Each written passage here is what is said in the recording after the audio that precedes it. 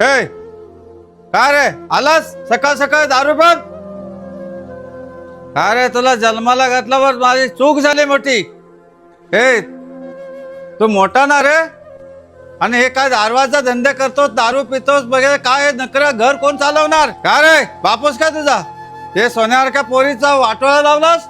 अरे तुझा लग्नच केला नसता तर डोक्याचा ताप तरी वाचला असता. चला नालायक आहे तू, नालायक.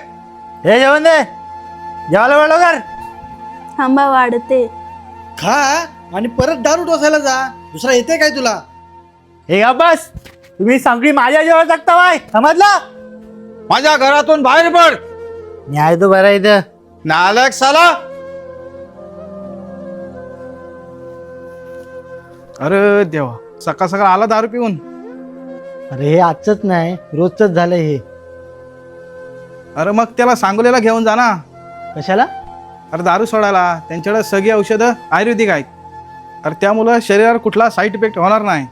अरे त्याची दारू सुटली त्याचं आयुष्य नाही, त्याचा संसार वाचेल. नमस्कार. स्वामी समर्थ निसर्गोपचार केंद्रामध्ये आल्यानंतर सर्वात प्रथम या ठिकाणी दारू पिणाऱ्या व्यक्तीचं काउन्सिलिंग केलं जातं. त्यानंतर 20 मिनिटाचं ट्रीटमेंट आहे ते दिलं जातं आणि 1 महिन्याचं मेडिसिन घरी दिलं जातं. औषधं वेळच्या वेळी घरी घेणं गरजेचं आहे. औषधं घेतल्यानंतर पहिल्या दिवसापासून दारू सुटण्याची आपण हमी देतो. पुढे 1 वर्षामध्ये तो जर व्यक्ती काही कारणास्तव दारू पिला तर पुढची ट्रीटमेंट ही सेंटरतर्फे, आमच्या निसर्गोपचार केंद्रातर्फे पूर्णपणे मोफत दिली जाते. नमस्कार. अरे तुला सांगोल्यात जा बोललोय तर वहिनीच्या चेहरा हसू बघ किती आलंय. अरे मग विचार कर, त्याची जर दारू सुटली तर वहिनीच्या चेहरा हसू किती असेल.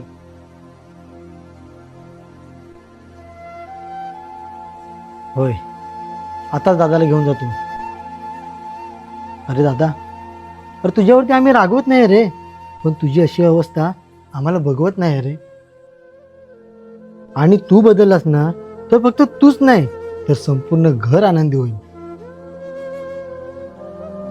मंडळी, दारूच्या व्यसनामुळे एखाद्याचा संसार उद्ध्वस्त होत असेल तर त्याला फक्त शिव्या देऊन, मारून किंवा घरातून हाकलून देऊन प्रश्न सुटणार नाही.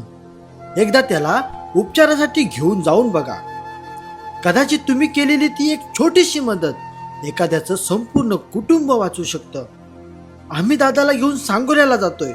तुमच्या घरातही अशी परिस्थिती असेल तर एकदा तुम्हीही प्रयत्न करून बघा. आमचा पत्ता आहे सांगोला, वंदे मातरम चौक, चिंचोली रोड, भंडारा मेडिकलच्या समोर.